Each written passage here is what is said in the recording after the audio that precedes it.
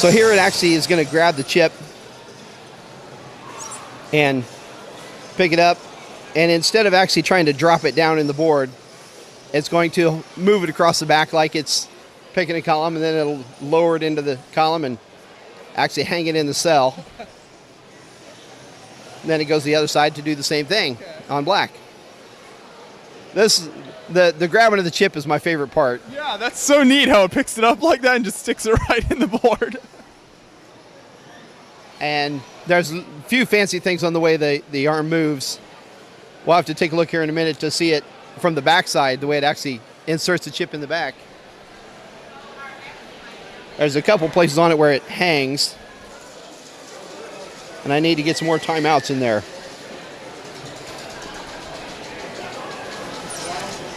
There we go.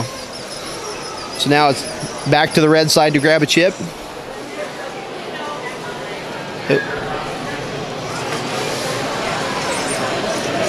Picks it up. It's going to move it to the middle column.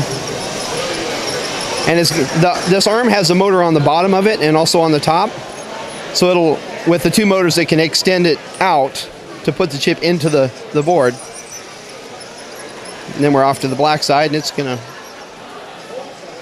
should end up putting the chip in the middle column again.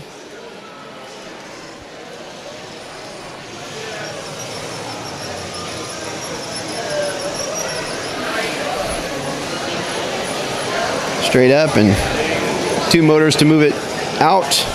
Sometimes it hits, usually it hits. Hang it up in the board.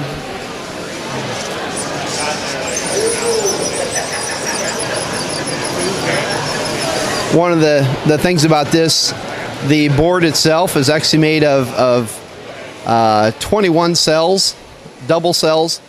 So in a lot of cases I have them connected together. And this thing is so massive. What is the overall size of this? When you first started with this build, were you planning to make it this big? This is pretty much what I planned from the start. Each one of these cells is 1 foot square, and so it's 6 feet tall by 7 feet wide. The base that it's on is a 3 foot by 10 foot base, so it's got room for holding chips on either side.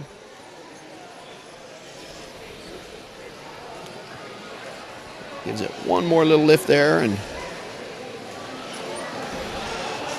what was the design process like as you were putting this together? Was it just kind of design one cell and then just replicate that for the rest of it? Yeah. This is all based around the fact that, like I say, the cells are 2 cells tall. So I built the cell first and figured out how I probably had 4 or 5 prototype double cells. And then once I figured out exactly what parts I needed, then I got all the parts for it and just built that cell 20 times. There's a couple places where I have to fix some timeouts, so when it gets to the end, like this, right now I have to pick it up because the motors have to move a little bit farther to get to where it thinks it should be. And I need a counterbalance on this arm to offset the weight of the 3 motors. It's got 2 motors, or 1 motor for the claw, and then 2 motors to extend out. But there's a couple places where it when it's trying to lift that up, especially as the batteries start to go down, it slows down more and more. You're right there in the middle. Put it in. Wait to make sure it's in there, and then off to get the next chip. So how long does a typical game take to play out here? That's the part that I don't like, the way it turned out. It takes about 30 seconds per chip, so it'll take maybe a half hour to play a game, which is kind of unplayable. It looks good, and people can watch it, but very few people have the patience to play a whole game. I'm not sure I sometimes have the patience to watch a whole game. When I started doing this, the chips, I had planned to do chips that had red on one side and black on the other. And so I got a bunch of the maroon pins so it would look good on either side. And then I ended up just making it so that I had a separate set of black and red chips.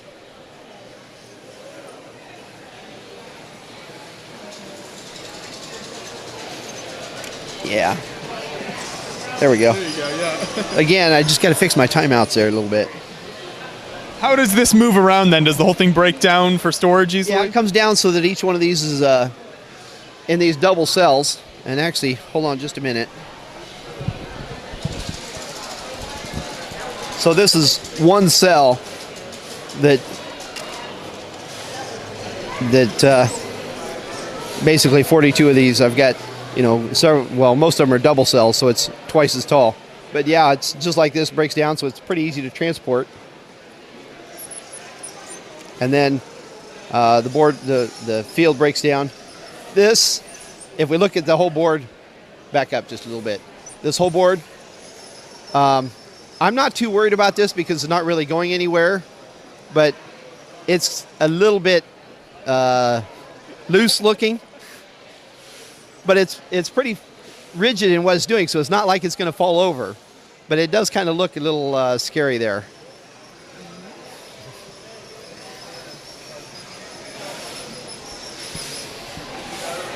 Well, that's very neat, and it looks like the game's still going to be going on for a few minutes here, so I appreciate you showing that to us. Thank you. Yes.